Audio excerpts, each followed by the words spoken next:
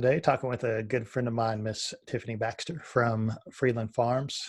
Tiffany and I worked in the service industry together for a long time before she got into working with bees and doing beekeeping, doing bee removals. And I thought it'd be great to talk with her because as a homeowners, if you have that type of problem, a lot of times you don't know where to even get started on how to get those bees removed or what to do with them. So Tiffany is my good friend and a regional expert in that sort of thing. So Ms. Tiffany's going to talk with us and give us a lot of great information on what to do as a homeowner if you find that you do need a bee removal taken care of.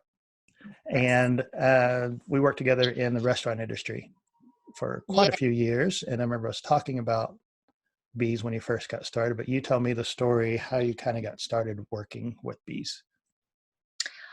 So it was about 5 or 6 years ago. I had just purchased my first house, and the first thing I wanted to do was plant a garden.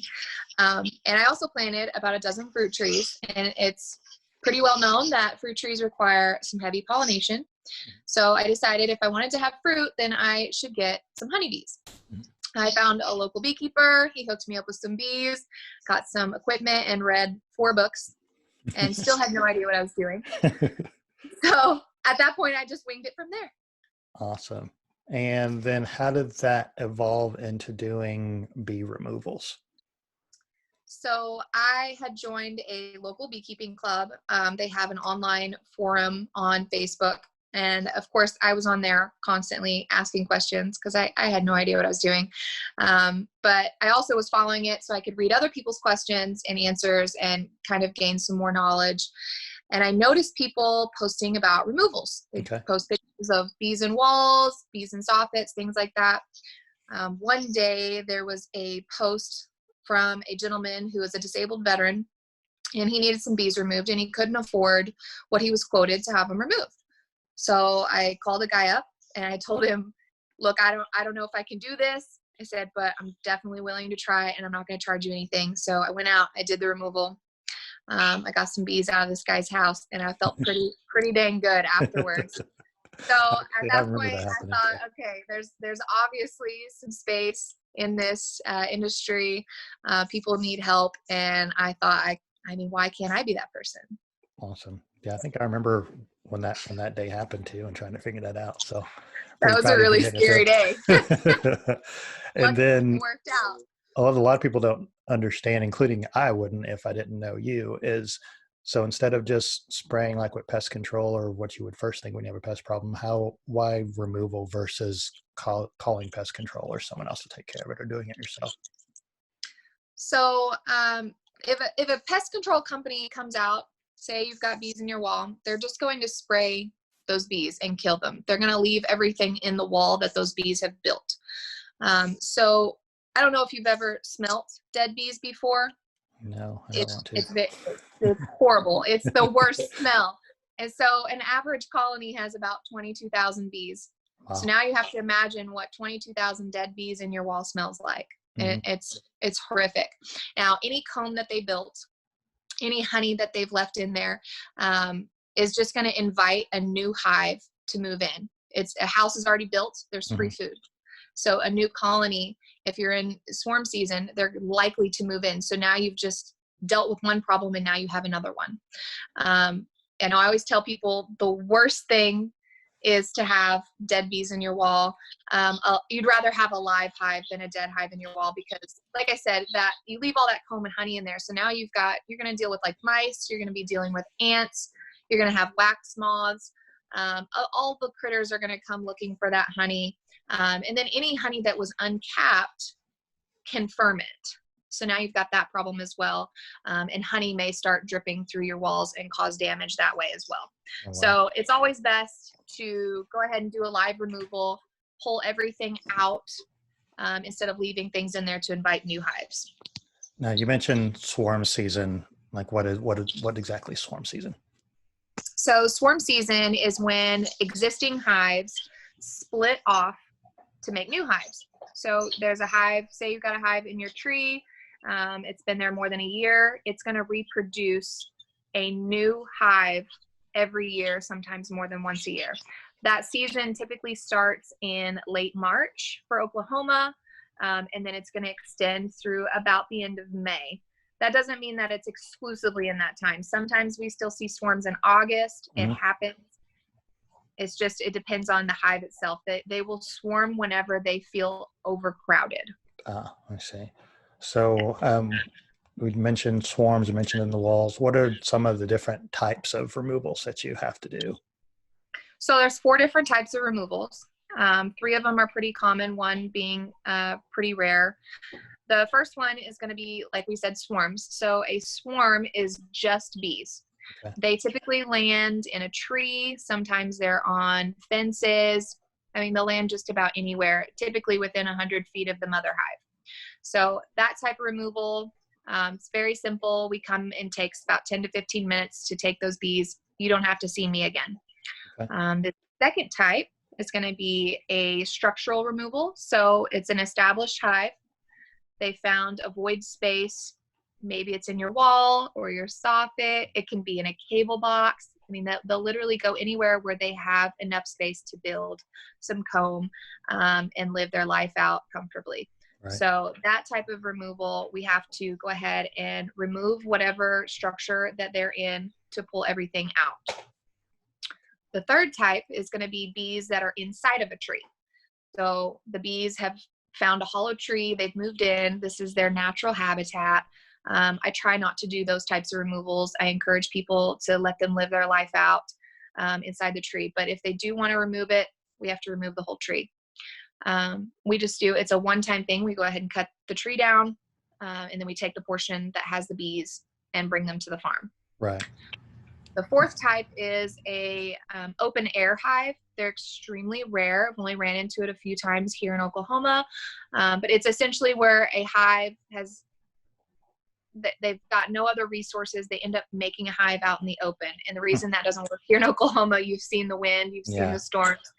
They would take them out pretty easily, but occasionally they find like a corner somewhere where they're pretty secure. And that's a pretty simple removal as well. We don't have to cut any structures to get them down, but we still have to remove them like we would a removal. We would have to go through the same process. Interesting. Awesome.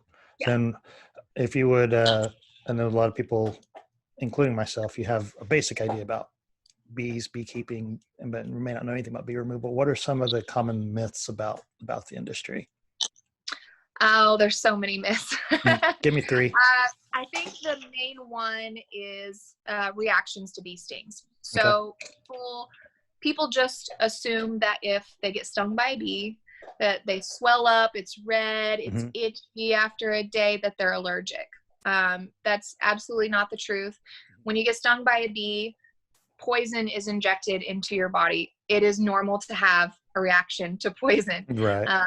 Something is wrong with you if you don't. So essentially, an allergic reaction is going to be when your throat is swelling up. You have to go to the ER in order to open your airway again. So a true allergic reaction is life-threatening, not just some swelling on your arms, some redness and itchiness. How many times do you get stung when you do removals? It's the most common question. Constantly. Yeah, I've seen some of your pictures. I said something is wrong with you if you don't have a reaction. I'm the something wrong. So I'm the one who doesn't have a reaction anymore. I got stung on the temple here earlier this morning, and nothing. It's perfectly fine. It hurt a little bit for a minute, but I get stung so often that it just doesn't bother me anymore. It hurts for a minute and then it goes away. You're Superwoman now. If you you talked about when you're first doing removals with the veteran, like he couldn't afford to get it done. How do you calculate costs, or how do you calculate costs for like a removal? So there's, several different things. First one is going to be, location. How far away are they from my home base? That's calculated in there. Also, it's going to be accessibility. So bees, as we know, they like to be as high up as they possibly can be.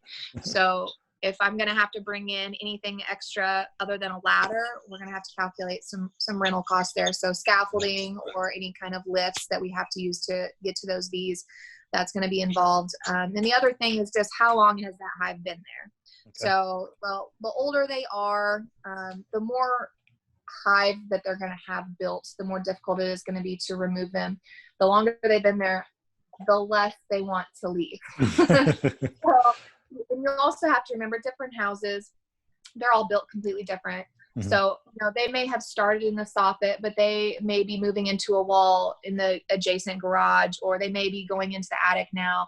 So like I said, the longer they're there, the more work it's going to be, essentially. There is one more thing I did mention. So the time of year, mm-hmm. Earlier in the year seems to be a lot cheaper across the board, not just with me, but because, even if they've been there the year before, they've spent all winter eating up the honey. Mm-hmm. So there's going to be significantly less amount of honey. And then a lot of new colonies you're dealing with, they're going to be a lot smaller and easier to handle. So as we progress through the year, after about July, things start getting really big and heavy with honey. Hives need about 60 pounds of honey to survive the winter here. Just imagine pulling 60 pounds of honey, out of a wall. Yes. And that's not to say they aren't overachievers. I've pulled, several hundred pounds of honey out of hives before. So that's not a limit. They're going to make as much as they possibly can. So earlier in the year, as soon as you find them is best. You're going to get the best price. If you wait, they're just going to get bigger and bigger. They have the ability to triple their size every year. Wow. That's impressive. I know. So if you're a homeowner, how do you go about picking or finding someone to do a removal? What are some of the things to look for professionals? So, it's just like finding any other kind of service. You want somebody who's experienced, preferably somebody with good reviews. So you want to know that they're going to take care of you. Also, I would want to say for bees specifically, you want a beekeeper. You don't want somebody who's going to come remove your bees, but then they're not going to take care of them afterwards. So, and that, we want to take care of our pollinators. There's lots of people that will remove bees, but there's only a few people that probably still take care of them afterwards. And that would be what I would suggest. But you're going to want to call around and talk to several people and see what's the best option for you. Understood. That makes sense. If you've had several removals that you've done now since we've known each other. So tell me about a project that did not go as planned and how you kind of overcame the obstacles to make it work. Well, they're honeybees, so most jobs don't go as planned. I would say there's a couple of things that happen, and it's frequent. The two things that are going to happen are we don't find the hive immediately. We have to go through different avenues to find them. The second thing would be that that I don't get the queen in the first go around, which is totally, it's not a big deal. Essentially, it just means that it's going to take a little longer. It turns into more of a process. I'll have to leave and come back, let them reorganize, and then I'll get the queen the next time. So that's really the worst thing that's going to happen. Mm-hmm. If I don't find them, say we start in the attic, we use a thermal camera.